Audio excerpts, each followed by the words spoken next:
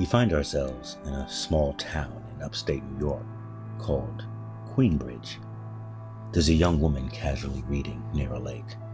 She looks up occasionally from her book at a small crystal she placed strategically. A flicker of light above the crystal grabs her attention away from her book. The light grows larger, and just as quickly as it appears, it disappears, leaving behind a man in his place. "Took you long enough," says the woman, rising from her cozy long chair. "How's my little girl?" says the man. As she rises, the blanket covering her slowly falls away to reveal a baby bump. "Not so little anymore. He's a handful," she says. "A boy," the man says. "Yes, his name is Caleb," she says. The two share a warm embrace. "I miss you, Daddy," she says, squeezing him as tight as she could. His body begins to flicker from a solid form to a ghostly one, and back to solid again. "I suggest we get inside," he says. "Well, you're probably wondering why I summoned you, Dad. The truth is, I've been having these dreams about two men following me wherever I go in the dream, and I know they want my baby. I told Mom, but she's filling my head with these ideas about the prophecy of this child," Lacey says. "Well, how can I help?" Rufus says, curiously. "Well, you were in the dream as well. As a matter of fact, we were in this very room. Mom said I could be in danger. I summoned you thinking you might know something," Lacey says. "Your mom used to talk about that. She'd go on about how her future grandson would change the world," Rufus chuckles. "And did you believe her?" Lacey says. "Absolutely. Those dreams are some sort of warning. They may feel threatened by him," Rufus says. "But how would they know?" Lacey says. "I suppose the same way Gigi does. She's not the only one who can sense the future. And if that's the case, you should take every magical precaution to protect you and that baby, Lacey," Rufus says. Suddenly, two men appear. The best advantage Lacey has is to use the crystal against them. But her dad would be sucked in too, considering he's a ghost. "Oh my God, Dad, it's them," Lacey says. "I see them, Lacey." "You can't have my baby, and I won't let you." She holds up the crystal with shaky hands. Its energy begins to pull every spirit in the room into it, including Lacey's. "Dad!" Lacey yells. "It's okay, Lacey," Rufus replies. Lacey screams.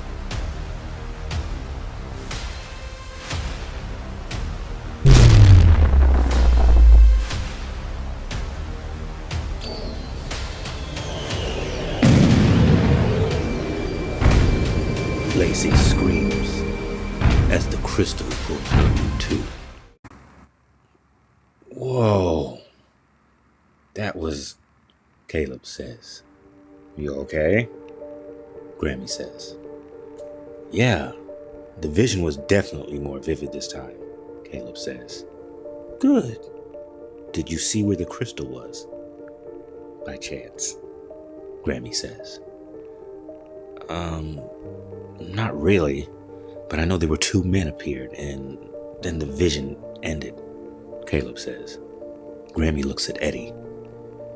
Eddie's phone rings and he motions to leave. "That was cool," Eddie says. "Unfortunately, I've got to get back to the bookstore. See you later, Caleb?" Eddie says. Caleb nods yes. They watch Eddie leave. "Okay, spill. What did you really see? Eddie's gone now," Grammy says.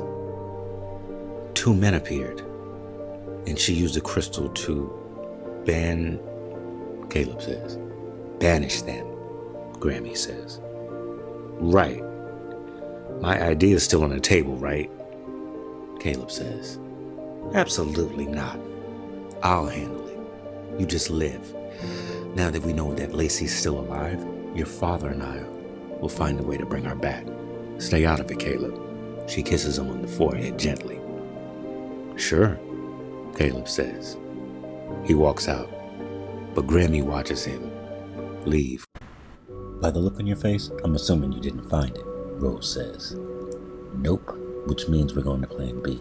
We go to the hospital ourselves, and I need you to help me, Rose. Caleb says, honestly, Caleb, if it was that easy, don't you think your dad or Grammy would have tried that? Rose says, well, they keep telling me how powerful I am. Maybe I'm the one that can pull it off, even if they can't. Caleb says, come with me. I could use all the help I can get. Caleb continues, I'm not sure, Caleb.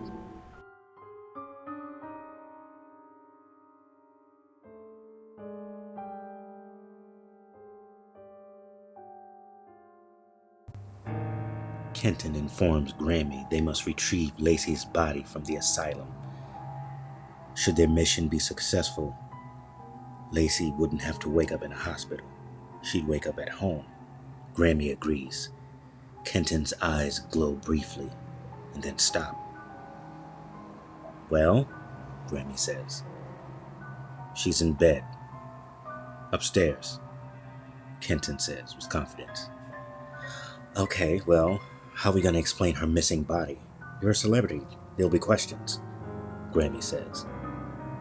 That's tomorrow's problem. I'm not leaving my wife in that place, Kenton says. And I'm not leaving my daughter, Grammy says. Kenton and Grammy join hands and allow themselves to be absorbed into the crystal.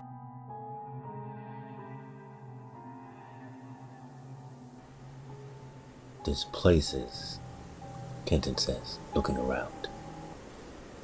Dreadful, Grammy says. This environment, what is it? Kenton says. A prison. A place where I've banished many unwanted spirits. It's sort of a makeshift corridors, Grammy says, smiling.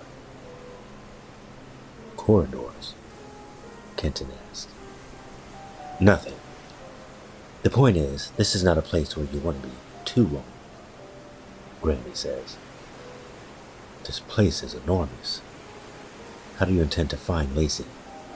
Kenton asked. Well, I know we're in the same vicinity. I used her earrings to guide us to her. Or by the looks of it, the closest it could get us, Grammy says. I can't believe she's been here all this time, Gigi. Kenton says. I feel just as bad, Kenton. Maybe worse. But now do you believe me? About Caleb? If it wasn't for his powers, we would not have known where Lacey was. Granny says. He's only a child, Gigi. He isn't ready for all this, Kenton says. Trust me, Kenton. He's ready. And as soon as he finds his counterpart, his powers will begin to grow exponentially. He'll be more powerful than anything either of us has ever seen, Granny says.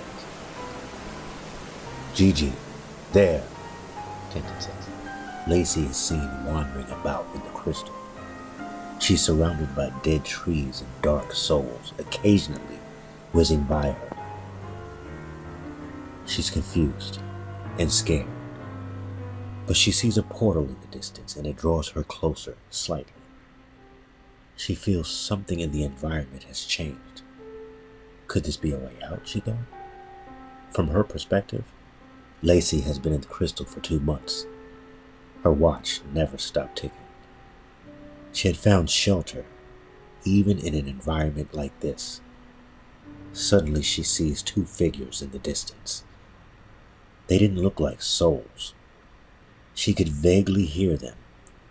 They kept pointing to the massive portal churning behind Lacey in the distance, and she could begin to make them out. "Mom?" she says. Suddenly, Lacey is jarred by a huge dark being hovering a few yards from the portal. "Lacey, run! Run towards the portal," Grammy says. Kenton tries desperately to telekinetically push Lacey past the beast and into the portal, but it's no use. She's too far, and this portal is affecting his magic.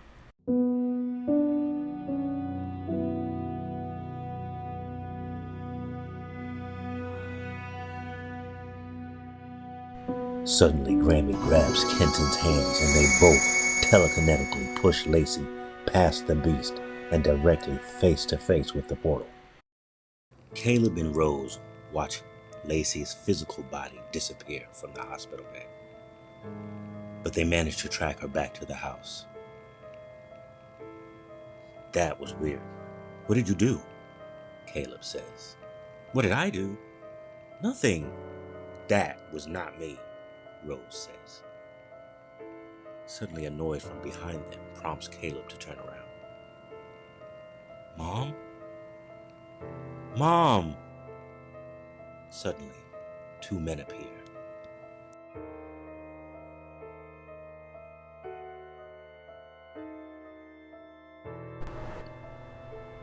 "Lacey? Baby?" "Oh, Lacey," Grammy says. "Mom? Is that really you?" Lacey says. "We're here, my love," Kenton says. "What's wrong?" Grammy says. "They took them," Lacey says. "Who? Took who?" Kenton says, sternly. "It's okay, baby.